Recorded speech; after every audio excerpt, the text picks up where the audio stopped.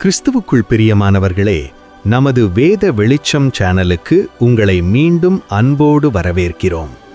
நான் ஒரு பலவீனன், என்னால் ஒன்றுமே முடியாது, தேவன் என்னை எப்படி பயன்படுத்துவார் என்று சொல்லி இன்று நீங்கள் கலங்கிக் கொண்டிருக்கிறீர்களா? கலங்காதீர்கள். இன்று நாம் பார்க்கப் போகும் இந்த மோசே கூட அப்படித்தான்.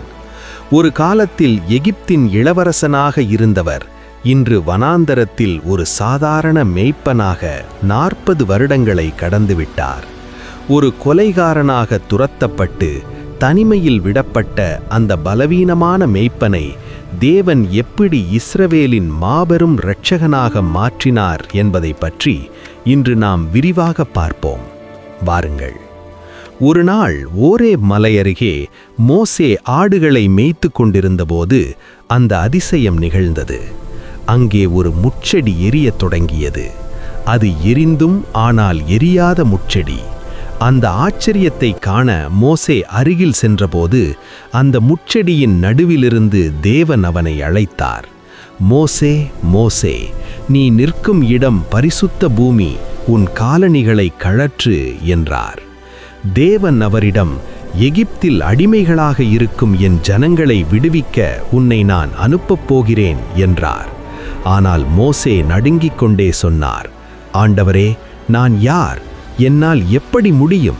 நான் ஒரு திக்குவாயுள்ளவன், எனக்கு சரியாக பேச வராது என்று சொல்லி தயங்கினார். அதற்கு தேவன் கொடுத்த பதில் இன்றும் உங்கள் ஒவ்வொருவருக்கும் பொருந்தும். மனிதனுக்கு வாயை படைத்தவர் யார்? உன்னோடு கூட இருந்து நீ பேச வேண்டியதை நான் உனக்கு போதிப்பேன் என்று தேவன் அவருக்கு பலம் தந்தார். பிரியமானவர்களே, அன்று திக்குவாயுள்ளவனாக பயந்து நடுங்கிய மோசேயை பயன்படுத்திய அதே தேவன் இன்றும் உங்களை பயன்படுத்த வல்லவராக இருக்கிறார். உலகம் உங்களை பலவீனன் என்று சொல்லலாம், ஆனால் பலவீனமானவர்களைக் கொண்டே பலமுள்ளவர்களை வெட்கப்படுத்துகிறவர் நம் தேவன். உங்கள் பலவீனத்தில் தேவன் தம்முடைய பலத்தை இறங்க பண்ணுவார். ஆகவே சோர்ந்து போகாதீர்கள். உங்களை அழைத்தவர் உங்களை கைவிட மாட்டார். தேவன் தந்த பலத்தோடு மோசே மீண்டும் எகிப்திற்கு திரும்பியது எப்படி? அந்த பிரம்மாண்டமான பார்வோனை அவர் எப்படி சந்தித்தார்? அடுத்த பகுதியில் விரிவாக காண்போம். இந்த வீடியோ உங்கள் உள்ளத்தை தொட்டிருந்தால் லைக் மற்றும் ஷேர் செய்யுங்கள். மறக்காமல் நமது வேத வெளிச்சம் சேனலுக்கு சப்ஸ்கிரைப் செய்யுங்கள். கர்த்தர் உங்களை ஆசீர்வதிப்பாராக. ஆமேன்.